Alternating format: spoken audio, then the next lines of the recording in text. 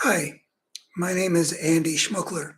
Let me introduce myself briefly in the terms that bear upon what I'm going to be speaking about here, which has to do with our um, economic system and the dynamics that are inherent to the system.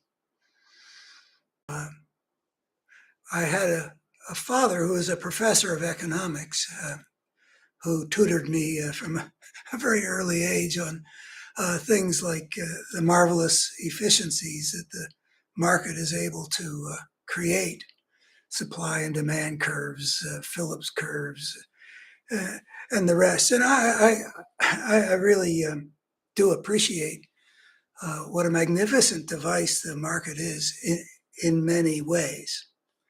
Um, but as I came into adulthood, um, I started focusing on how systems often have a dynamic of their own uh, that drives things to develop in ways that people wouldn't choose.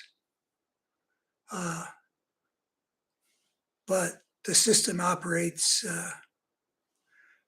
in a way that channels the total of human actions in particular directions, which are not a function of the people so much as of the dynamics of the system, including um, the market system.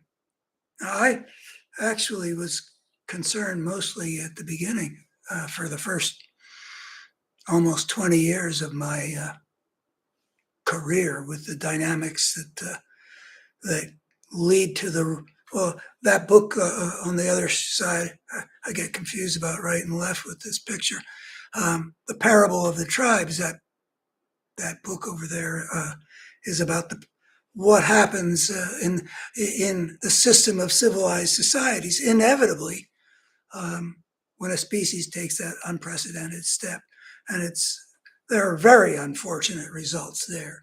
The subtitle of that book is The Problem of Power in Social Evolution. And that's probably the biggest idea I've ever had. And came to me when I was 24, and I'm still working with it and thinking that it's important to get out. But the Cold War, when we were facing the possibility that that problem of power, the struggle for power in the inter-societal system, where there is no um, authority, no enforceable rules to govern how they're going to interact, the United States and the Soviet Union were threatening mutual assured destruction.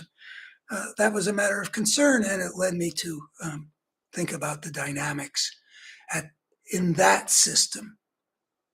But then the Cold War got settled. Reagan and Gorbachev basically put the world on a path to a peaceful end to the Cold War, opportunities which tragically we haven't made the most of. But anyway, at that time, when the Iron Curtain, as they say, was falling down around Eastern Europe, and as Reaganomics, where he would say the only obligations of corporation is to make a profit. I mean, he did actually say that. That was his concept, and it wasn't Reagan. I mean, that was sort of at the core of the market ideology. They used Adam Smith's Wealth of Nations, where he argues in many ways quite validly that is like by an invisible hand, things are led to develop in a way which is, in some ways optimal. And that's true in some ways. But with that being the dominant ideology sort of in the Anglo-Saxon world, Maggie Thatcher in the UK, I and also the lifting of communism in the Eastern European republics that had been communist under the thumb of Moscow, and they're starting to open up their economies. I felt motivated to show that there's a systemic dynamic that is important to correct for if you're going to use a market in your economic system. I mean, that's what I believe in. And in some sense, that's sort of the universal decision of every decent society is a mixed economy where the workings of the market are within the context or are counterbalanced by a certain amount of government involvement. But ideologically, the idea that Reagan voiced about corporations just needs to be concerned about its own profits and leave the good of the whole to the invisible hand. Well, that was a problem. And being a social critic in my 20s and now 30s, talking about the forces that we need to bring under control to have a more whole civilization on the planetary level and a more whole civilization here as the United States of America. You know, I wrote a couple books that this one came out in, let's see, 1993 from the State University of New York Press called The Illusion of Choice: How the Market Economy Shapes Our Destiny. And in that, I tried to show a variety of ways in which the market needs to be corrected, because while the market is exquisitely sensitive to a lot of our values and needs, it's got its real blind spots, and I pointed out the blind spots, and the environment was certainly one, but it really is blind to all the places where we exist as an interconnected parts of an interconnected whole. As atoms, we get to pursue our self-interest, and that leads to a lot of good things, but it does not. It makes a lot of decisions based on prices that don't reflect some of the costs and benefits. So I tried to show that. I think I was successful, and people who read the book thought it was successful, but yeah, it didn't really make a big splash. That book made my biggest splash, and even that wasn't as huge as I had anticipated, but that's another story. And in accordance with, while I was working on that, I made a dichotomy in a sense between The Illusion of Choice. It basically talks about the dynamics. And this sort of brought it down to a more psychological, spiritual level of meaning. Fool's gold, the fate of values in a world of goods. And it's got to do with if the market is uncorrected, the fate of values is that the things that can be bought and sold become accentuated, and the things that cannot be bought and sold get to be less and less salient in the cultural understanding of the good. That came out from Harper, San Francisco, around the same time as the Illusion of Choice. So since then, I wrote an op-ed piece in just about a year ago, called "Who Kills for Money?" And it established what I think is empirically undeniable, that there have been several episodes in which an industry has discovered that what's enriching it is also killing people. Either the process of production, like in the case of asbestos, or in the process of consumption, as was the case of tobacco, and also the case of the consumption of fossil fuels, which produced byproducts that accumulated. Every time an industry discovered that what was making them rich was killing people, they faced the choice of, well, what do you do about that? And they all, every one of them, all three of those, chose their profits over the saving of innocent lives that they knew their actions were costing. They killed for money. The asbestos workers, the communities in which asbestos, they were all breathing stuff that the companies knew was going to kill them in the long term. I have a very good friend who has made a living for over 40 years being an expert witness, indicating that the industry knew full well they were killing people. So a lot of money has had to be paid out because the industry made the choice to kill people for money. And also, we know full well, because it's been established in courts, The Insider, the movie shows it, they had to pay out billions eventually, but the tobacco industry knew from the 60s into the 90s, I think it is, they knew full well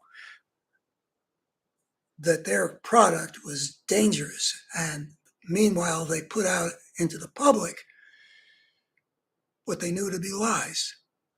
It wasn't established, et cetera, et cetera. And the fossil fuel industry has played the same playbook, lying, manipulating, sowing doubts where the science showed that there was no doubt.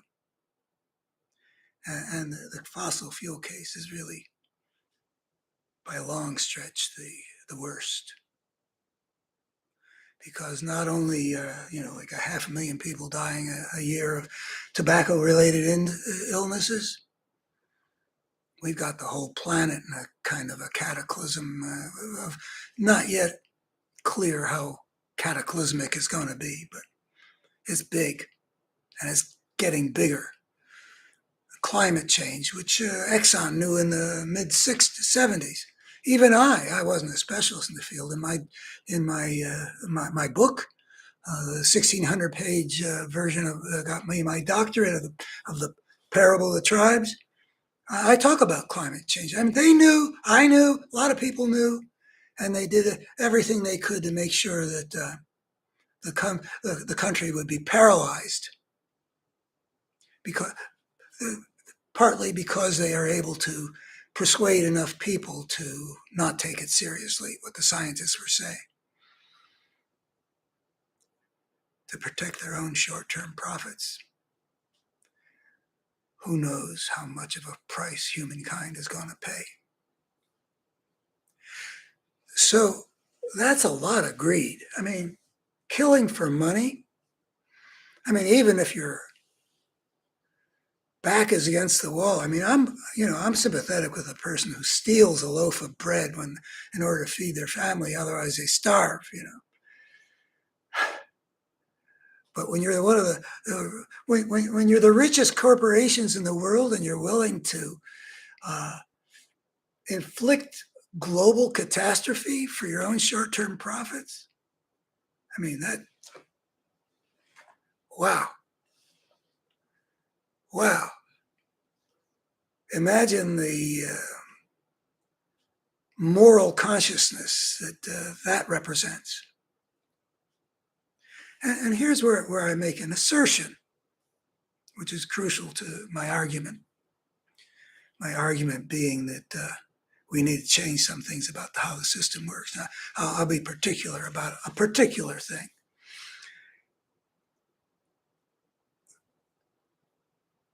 We've got corporations that are willing to kill for money. And I would maintain that if you took a tour of the human world and how people in general are in terms of how much weight would they give their greed and how much weight would they give not wanting to kill people, I think it would be a very different picture.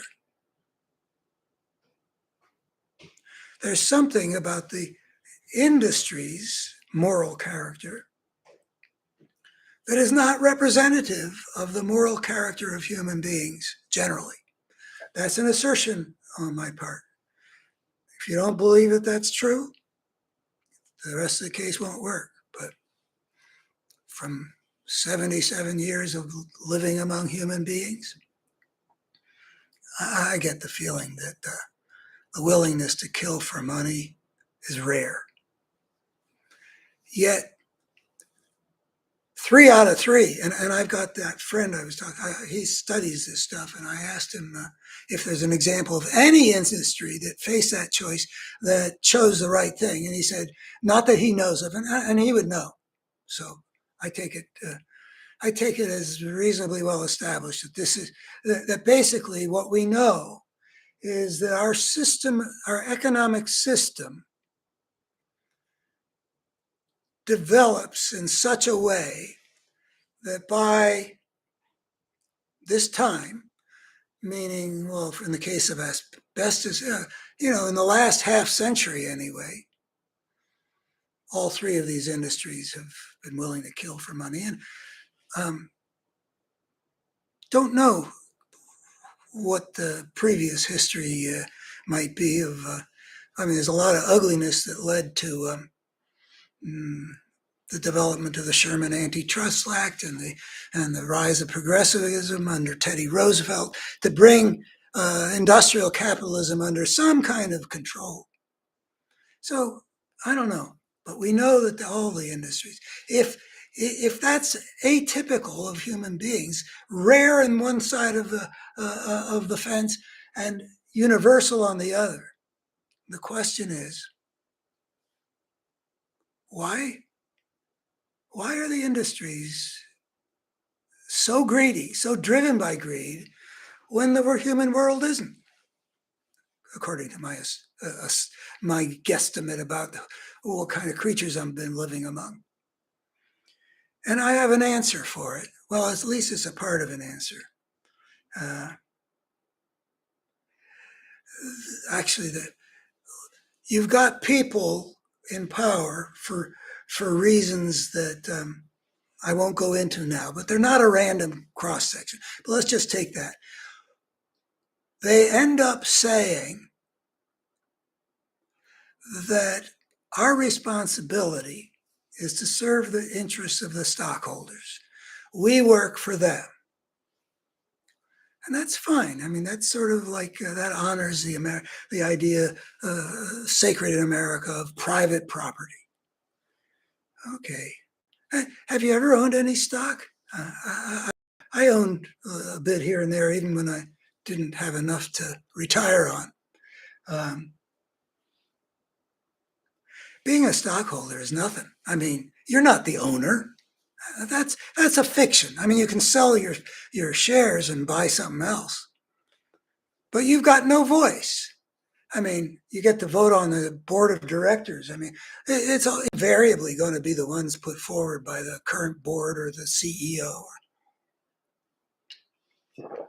Only once in a blue moon are the stockholders asked to decide anything, and that's generally when somebody wants to buy the company and the company doesn't want to sell, so they make some kind of an offer to attract the owners to sell. That's all owners ever do. So what you've got is you've got 2 groups of people: one who's making all the decisions, and one who's supposedly the owner.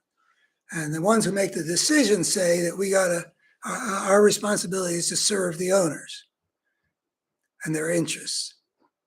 But they make an assumption about what their interests are. They reduce the owners to people who have made a financial investment because they seek financial gain, which surely is always part of one's investment strategy in buying stocks or selling them, or buying bonds or selling them, or a real estate investment trust or whatever, an ETF. You're hoping that you're going to end up with more money because of that. But they assume that serving the interests of the stockholders simply means enriching them. What?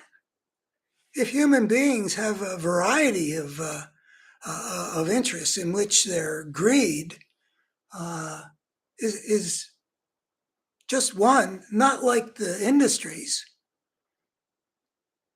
It is a big distortion to say that if you do everything you can to maximize profits, you are representing the interests of the human beings who own it. They're mute. They got no voice. So if we're gonna just try to represent the interests of the stockholders, well, then we're going to try to get the best deal possible, get the most money out of our workers,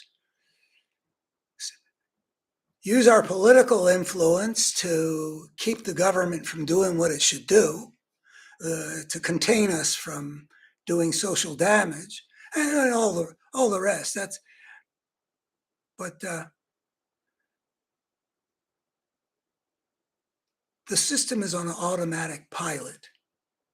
It has created a certain group of people who are going to say, our responsibility, and this is what they always say. We've got shareholders that we're responsible for. Okay, my proposal is, I love the market, but when you've got an economic system that would produce a fossil fuel industry that would inflict a global catastrophe on the world in order to maintain its level of short-term profits, you've got a problem you got to fix. I mean, how can you come to any other conclusion? So this is how I suggest that we fix it. I mean, we can't fix what's already happened, though I really do like time travel movies, but what we can do is make sure that the full spectrum of human values, not just greed, get a voice in governing the path that these huge, powerful economic entities, this corporate system, wields in our world. We don't want power being wielded in our world by companies that would sell, that would kill for money. And that's what we've got. So how to change it? I think that every time, and this can be legislated, is a proposal I call let the owners decide. There will be a subset of decisions that are important, where there are large stakes, too large at least to ignore, having to do with the common good and the greater good and the human future and the big picture stuff. Every time the corporation or industry, well, it's corporation because nobody owns the industry. Every time the corporation has to decide how much to screw its workers and how much to pollute the environment and how much to lobby for good policies that are not necessarily in their own interest and stuff like that. What position to take on the political issues? Every time there's a major decision to be made, it should be put to the stockholders.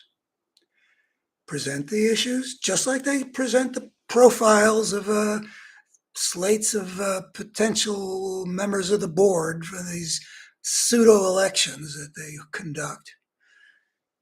Just the same way to present, the procedures can be laid out about how each side might get its case properly presented.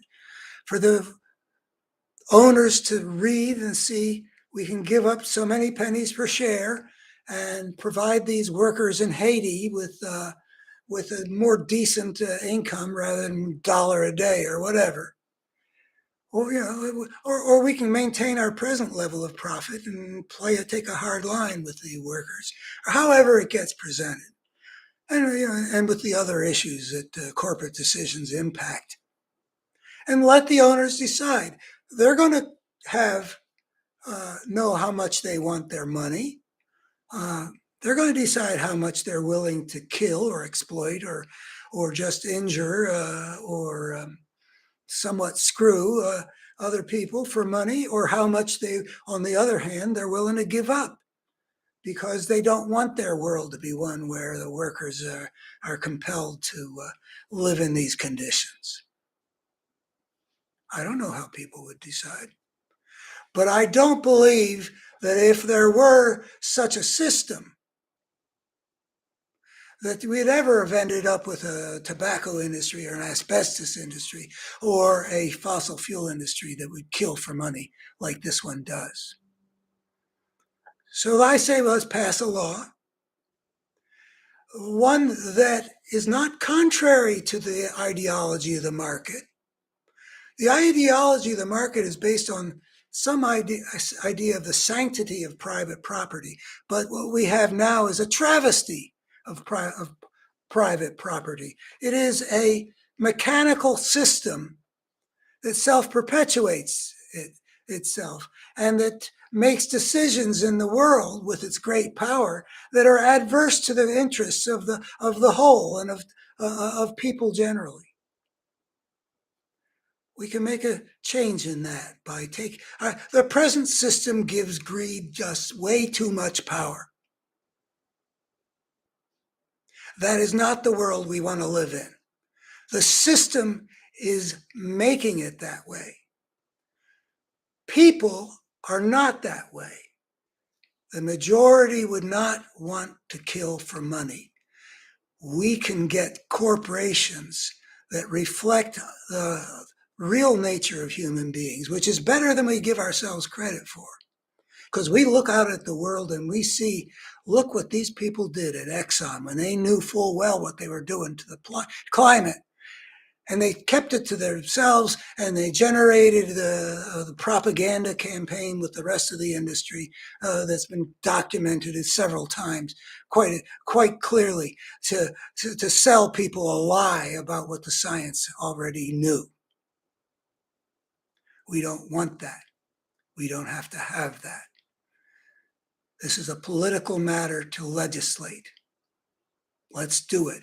If we can't learn the lesson, when some catastrophe like this climate change can happen because of the way we've got our economy set up, where the owners don't have a voice, but they're just considered to be vessels of greed. What's with us? The problem is right there in front of our faces. It is ugly. It is gross. It is one of the most grotesque developments in the history of human civilization. And it calls out to be addressed. So let the owners decide. Let's get our corporate world off of autopilot. Thank you.